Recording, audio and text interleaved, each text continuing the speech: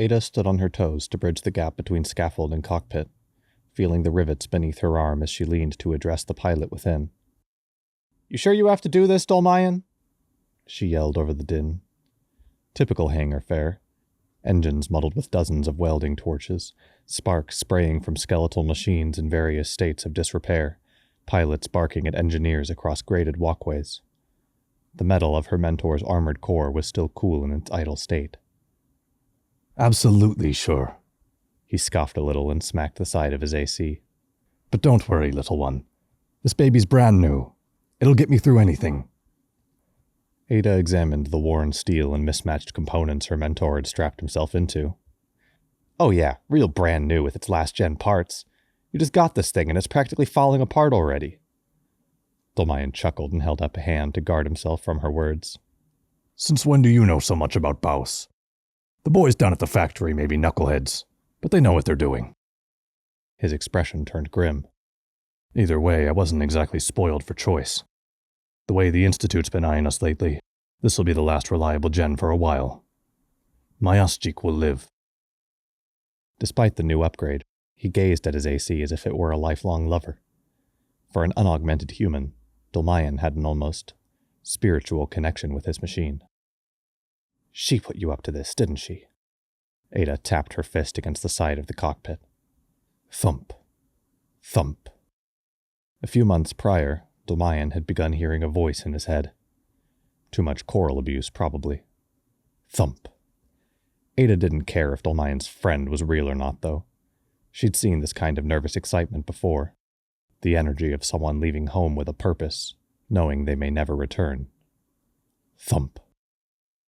"Little one," Dolmayan said as he rested his calloused hand over hers to quiet it. "Saria can be trusted. I promise. Ever since I first saw her, my connection with the coral has become so strong. She knows so much, she has to be real. I know you worry, but there's no other explanation." A light flashed yellow at the edge of her vision. A monotone voice stated that the catapult was primed. 60 seconds to departure. "I'm 22 years old, you can stop calling me that." "But you're still so little," Dolmayan chuckled, raising the massive hand of his new AC. "See? Look how easy it is to move you around." The joints were cold against her flesh, its grip gentle and steady as he lifted her off the platform and set her down behind the clearance line. Finger joints whirred as they unclasped her. Another flash. 30 seconds. "I know things haven't been easy since your mother passed, Ada. But you're right. You're a grown woman now. There are some things you just need to experience for yourself." Ada winced. Dolmayan wouldn't end up like her mother.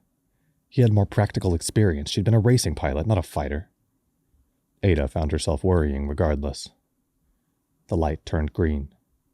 She watched in silent frustration as the elevator lifted the Asjik into position. "Please, just promise me you'll be okay." "It's a survey mission, Ada. You have nothing to worry about. And besides..." He strapped a clear mask over his face with the efficiency of a lifelong doser, filling his lungs with waves of scarlet light. "I'm invincible." The hatch closed. The engine roared to life. The catapult clicked as its steam cylinders engaged, and the cacophony of a launch filled Ada's ears as her mentor rocketed into the Rubiconian skyline. Exhaust fumes assaulted her eyes and nostrils. She coughed, wiped her face, and glanced at the catapult one last time.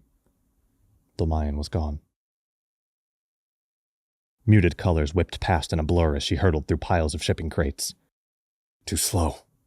Massive fans rattled at the end of the track to create an artificial wind, pressing down on her light AC. The stabilization boosters sputtered as she adjusted her angle to carve through it better. Good thing she had this course memorized. She veered to the left. Her opponent shrunk in her monitor as he slowed for the upcoming hairpin turn. Perfect, Ada thought, accelerating. That was the thing about ACs. They weren't built to mimic ship racing fundamentals. She'd heard one of those Institute scientists mention it before. Core theory.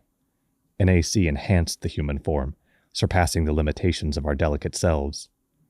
Most importantly, when they got damaged, they could be repaired for cheaper than the victor's earnings. She slammed mechanical fingers into the barrier crate, the screech of metal on metal piercing through the engine's roars. A finger snapped. She whipped around the corner, grabbing the other side of the crate for leverage as the whole thing shifted under the force. Wind to her back. She leaned into it and soared through the turn. A pull rushed toward her. She twisted and kicked off it to align herself before boosting through the finish line. She smirked as her opponent barely came into view behind her.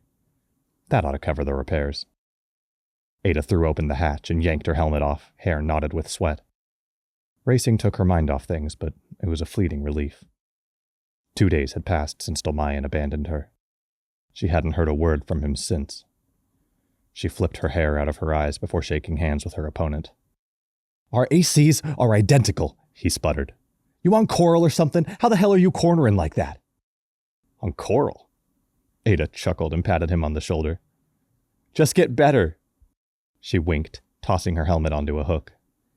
They started announcing her victory over the loudspeaker, but she was already out the door. Her apartment sat on the edge of Grid 135, its only window facing the monochrome terrain of Rubicon's surface below. A ground city lay beneath it, all flat edges and uniform concrete broken by an occasional plume of black smoke. Snow-blanketed mountains rolled below the vibrant sky, contrasting the ripples of coral flowing across the horizon. A beautiful view, though perhaps she didn't appreciate it as much as she should have. The door's lock disengaged with a click as she scanned her thumbprint, and a robotic voice chimed to welcome her home. Her brother would be in his room, as always, tinkering away on his project. She barged through his door without knocking. Oscar sat cross-legged on the floor, a screw sticking out of his mouth. He started and whipped his head around as the door hit the wall. "God, Ada, you scared the hell out of me. You have to stop doing that." Oscar was 8 years older than Ada, but thanks to his short height and years of coral use, he looked around the same age. His greasy raven hair ran down to his waistline, and it looked like he hadn't shaved in a couple of weeks. He plucked the screw from his mouth and affixed it to the barrel of the massive assault rifle in front of him. "How's work coming along?" she asked. A genuine question, but she found herself distracted, eyes flicking back to the front door. "Slow as ever, but he's getting there. Isn't that right, Darren?" He ran his hand along the gun, the body of which stretched nearly 7 feet to the other side of the room. "Once this AC comes together, we'll finally be able to hop from grid to grid with Dolmayan again. You know the old man's been getting restless. But for now, I gotta run this baby down to the yard. Grab a side?" Ada lifted the enormous stock. It was heavy, but this was far from the first time they'd done this. Oscar shouldered the barrel and maneuvered it out the front door before they made their way back toward the catapult platform. A few people stopped to comment on her brother's handiwork, but Ada found her mind wandering back to her mentor's parting words. "There are some things you just need to experience for yourself." With a final effort, they heaved the rifle onto a forklift. Oscar's eyes shone as he looked up at the tetrapod AC. It sported an Elcano core, modified by Doser engineers to include a rear passenger seat, before the entire assembly slotted onto mid-weight quad legs. The extra load capacity had allowed him to attach loader MT arms, with a massive machine gun already mounted on the left and a single missile launcher suspended above each shoulder. Her brother's pride and joy towered above them, an amalgamation of low-end parts from every manufacturer imaginable. "Can you help lock him into place?" he called down, hooking his arms into steel tracer cages to gain partial control of the AC as one of its hands reached forward to grab the rifle. Ada nodded distractedly and got to work, setting a heavy pin into the knuckle joints and securing it. Muscle tracer arms had to be controlled manually, so this would grant Oscar full use of his hand in the cockpit without needing to grip the gun constantly. Ada frowned. "Hey, Oscar." He paused at her tone, looking down over the lip of the core. "Yeah, what's up?" "It's about Dolmayan." Worry flashed across her brother's face for a moment, but he hid it well. He hopped over the edge and clambered down the forklift without lowering it. Ada dropped down with him before continuing. "You know that voice he's been hearing?" "Saria?" "Damn, that was fast." "Yeah, her. He says she sent him on this mission." Oscar paused and chewed his lip for a moment. Then he steeled himself and met her eyes. "He's lying to you. Or rather, he's not telling you the full truth." He leaned in, speaking under his breath. "She wants him monitoring coral levels near Institute City. They're up to something, we just don't know what." Ada narrowed her eyes, shooting a glance back at the catapult. the Rubicon Research Institute. Her father volunteered for one of their augmentation experiments years ago. Then her mother had taken it upon herself to rescue him. The Institute brought life to this planet, and they had no qualms about taking it away. She blinked hard, scattering the memory. So you believe him then? You think he talks to ghosts? Her brother smirked. There's so much about the coral we don't understand. It's difficult to describe to someone who hasn't dosed before, but for what it's worth, yes, I believe him. A silence hung between them for just longer than comfortable. Ada fidgeted with the seam in her pocket, then grew still. Show me. Oscar's smile widened. The worn joints of the AC creaked as the catapult elevator locked it into place. Ada adjusted the microphone on her headset before clicking off the mute switch. You sure will get us down to the surface? A crackle sounded in her ear as Oscar fiddled with his mic, but the voice that came through was not his. Catapult primed. 60 seconds to departure. Oscar? Her voice cracked a little. Oscar reached an arm around his headset, flicking a switch to join himself with the machine. Thin strips of padded steel sealed themselves over his spine. A puff of air as needles pierced his flesh from the small of his back to the base of his neck. He shivered, and his AC shivered with him. Click. A long pause. Sorry, I was muted. What was the question again? Ada took a deep breath to calm her nerves as the light flashed once more. 30 seconds. Will we be able to reach the surface in this AC? Her hands shook.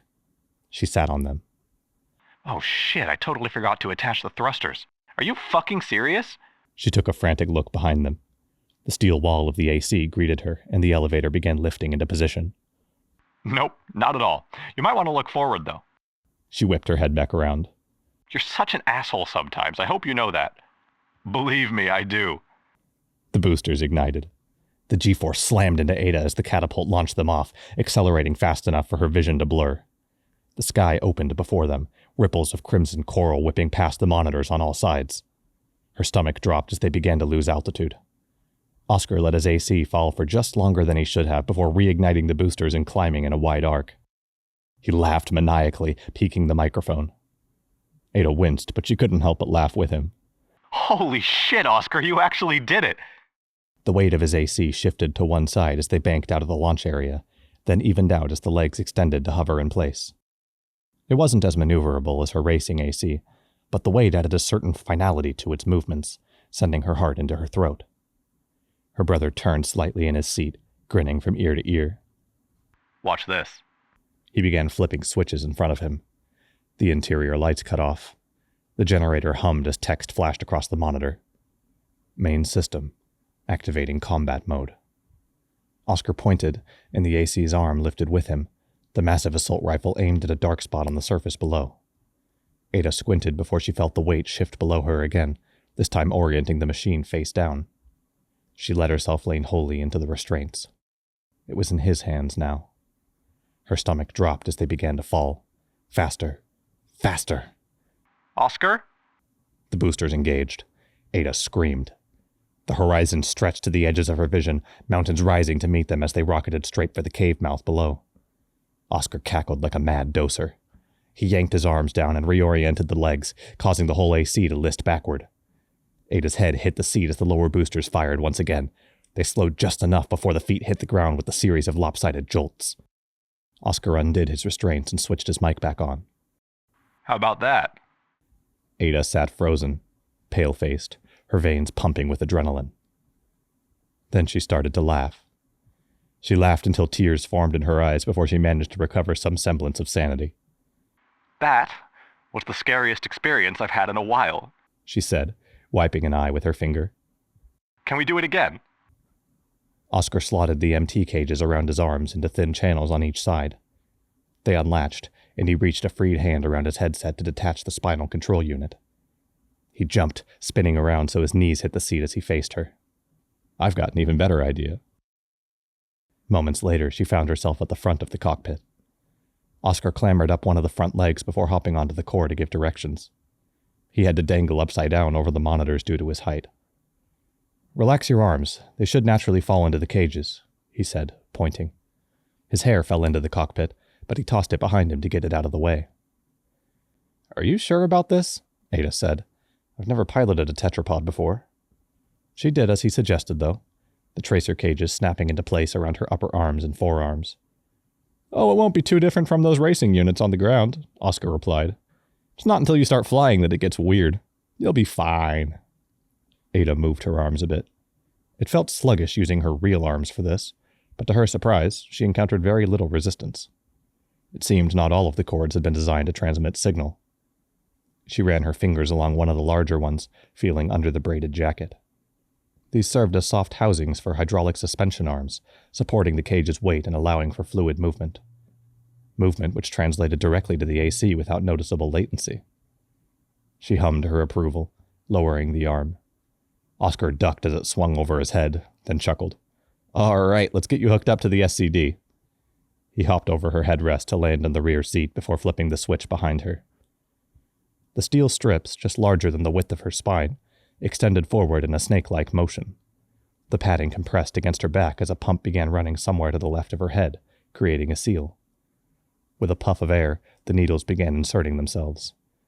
The SCU's needles were stored in sanitation chambers and coated with a numbing agent before each use, so the experience wasn't entirely unpleasant. They pierced Ada's spine as a shiver ran down her back. Then her nervous system expanded. Not a complete transfer of consciousness like augmented humans experienced, but she had 4 new legs. Ada smiled, sending a signal to them, and they shuffled beneath her. It felt as natural as walking. Hold up, let me strap in first, Oscar said with a laugh, lowering the hatch on top of them. Come on, Ada fussed. Let's find some coral. They crept through the cavern. It had been bored out by the first settlers on Rubicon to raise mealworms, massive coral-eating invertebrates that provided sustenance to the grid colonies.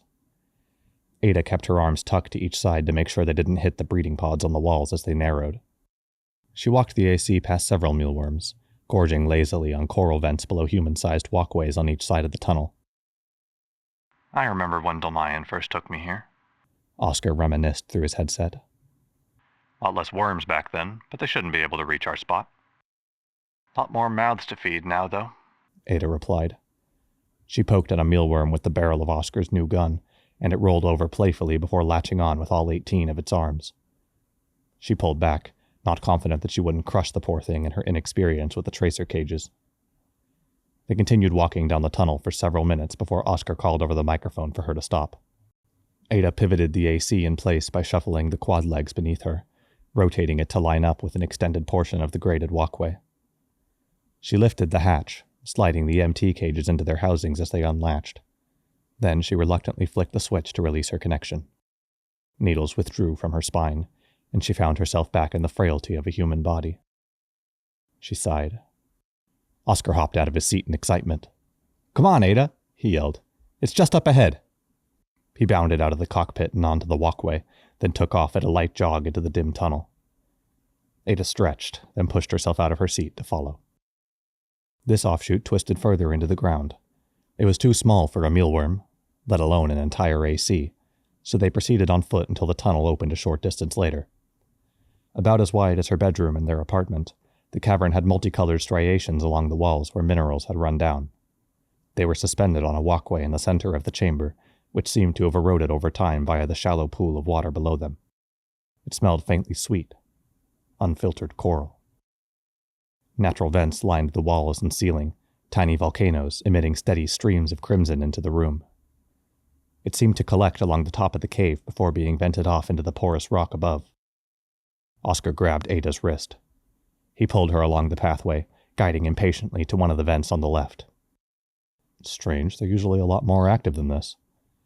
He slid a bottle-like device back into his pack. "Guess we're going straight from the source," he said with a smirk, then knelt, inhaling the ripples of coral through his nose. He closed his eyes and sat against the wall, leaning his head back as he exhaled. Ada watched him silently for a moment, trying to judge his reaction. He seemed content. His usual energy had subsided a bit, and he still smiled softly.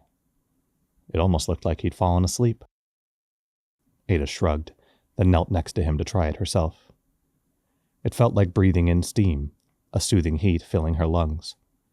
She closed her eyes as she continued to inhale, waiting for that same feeling to hit her that she'd seen across her brother's face. Someone began shaking her shoulder. "Whoa, Ada, chill out," Oscar yelled. "That's enough." Ada opened her eyes and coughed suddenly, a bit of light emitting from her mouth. "What?" Her voice sounded slightly deeper for some reason. "That hit was massive. You might want to sit down." Oscar chuckled, helping her to lean against the wall. "But I didn't feel—" Warmth. Warmth spread from her chest as if she'd drunk coffee without waiting for it to cool. It spread through her neck and into her head, settling around her eyes and cheeks.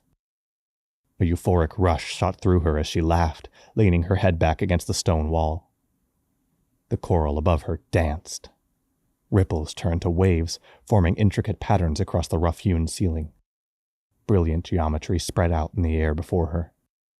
Her senses felt heightened, and she could see sparks swirling and whispers of wind around them. She turned to look at her brother. He was already glancing her way, a grin plastered across his face. "Pretty good, huh?" he said, laughing along with her. She watched as he held his hand in front of his face, slowly turning it to examine the lines on his palm. Ada did the same. She was alive. Of course she was. But every part of her was alive. Her skin breathed softly in time with her lungs, and as she moved her fingers, they responded instantly.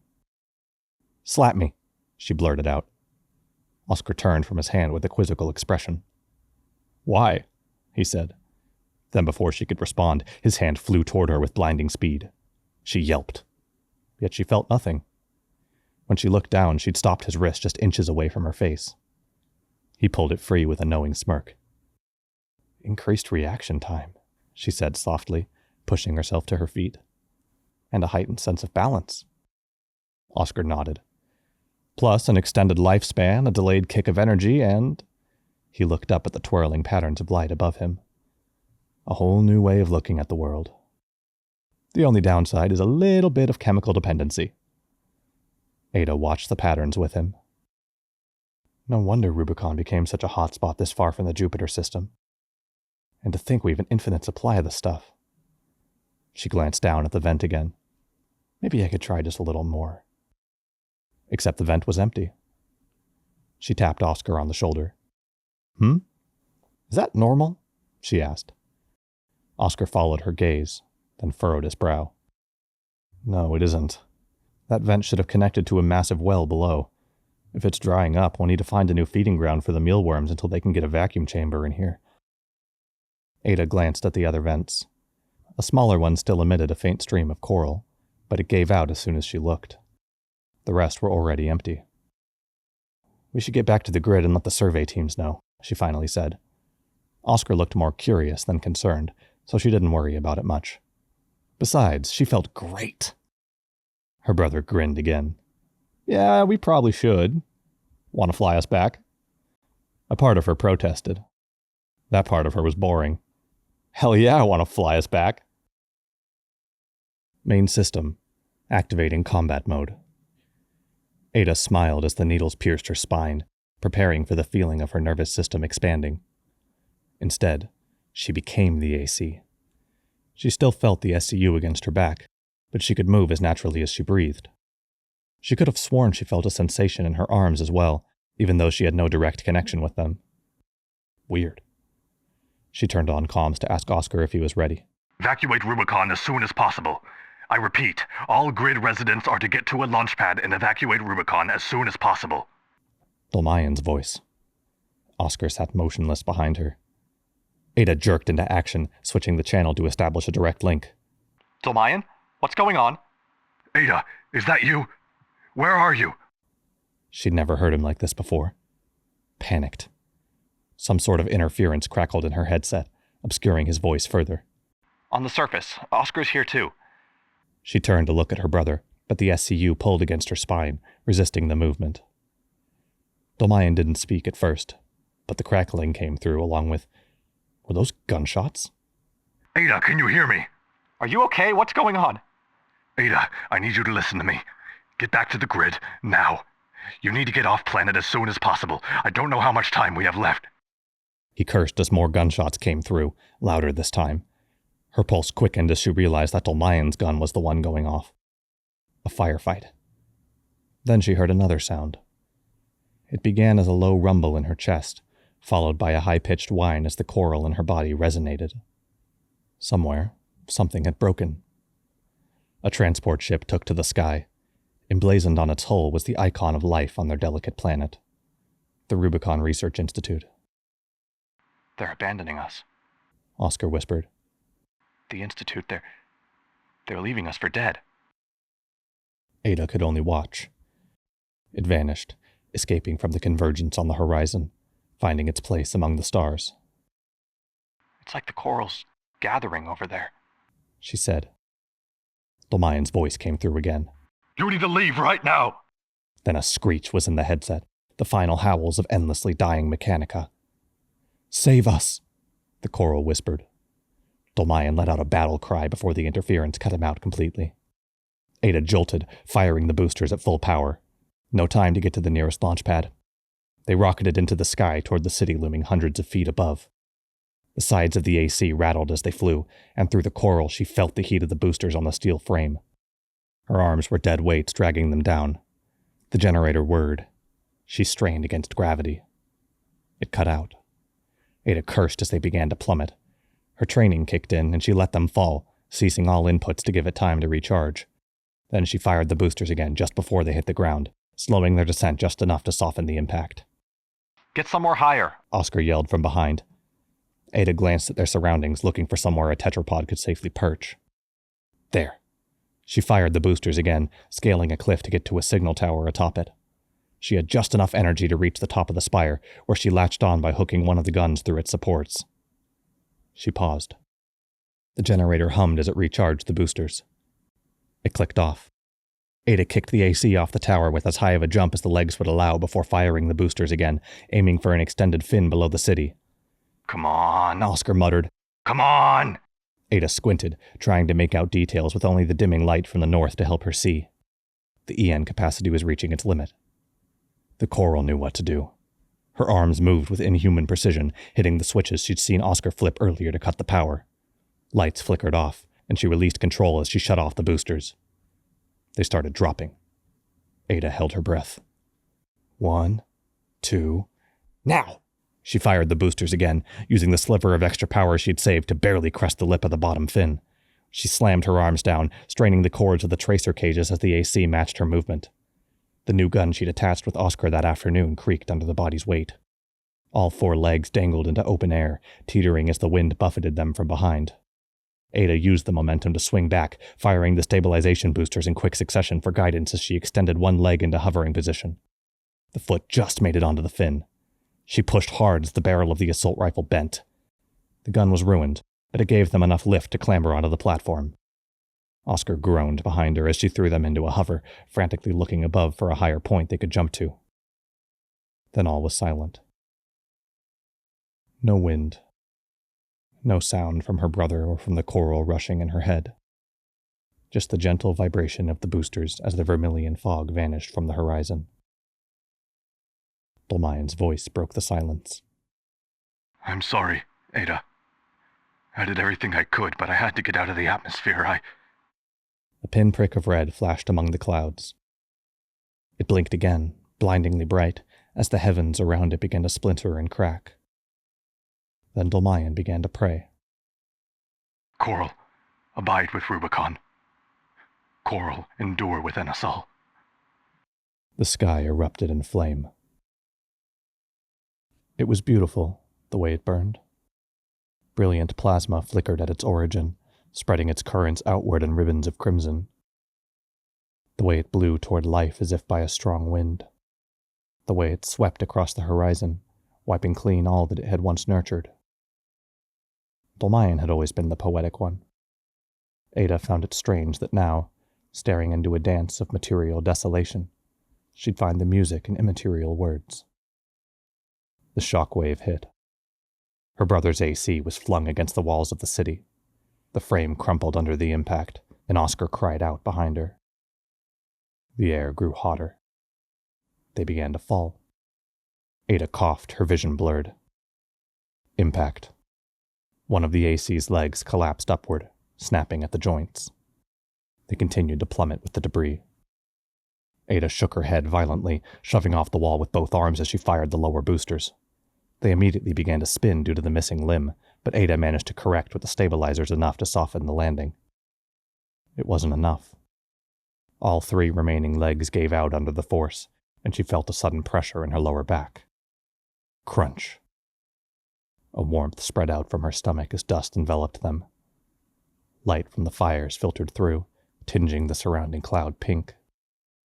She couldn't feel her legs. She attempted to move them, but they remained motionless. Oscar coughed behind her. Good, she thought. He's okay. He shifted in his seat. What was he doing? Ease your mind, child, the coral thought. I am here. The monitors had cracked. The hatch bent from a piece of the leg that had fallen onto it. Oscar slammed the manual release lever and shoved his back into it, kicking himself up to drive it open. It squealed before the whole hatch came up with a horrific tearing sound. Her head pounded. The air was blistering. Her brother stood over her now, gripping the seat and shaking it, hair whipping in the rose-tinted dust behind him. Ada, he pleaded, face glistening red in reflection of the blaze. Please. The surrounding air cleared, silhouetting him against the molten torrent above. Please let me connect. One last time. Ada smiled and shook her head. She couldn't. Oscar's eyes flitted down to the metal pipe piercing her spine. He screamed without words, fresh tears mixing with the blood running down his cheek. Don't cry. She reached up to hug him. Her arm didn't budge, yet somehow the arm of the AC moved obediently in response. It hugged as best it could, coral steaming from its joints as it shaded them from the blinding fires. The air began to sear their skin. Can you see her too? She whispered. I can, he replied reverently. I can see Mother's voice. He choked on the words. Ada lowered her mechanical arm again, watching creation sway in the inevitability of destruction. She could see all their voices now. They sang. She harmonized with them, a melody against the rhythm of all that came before. And for the first time, she was complete.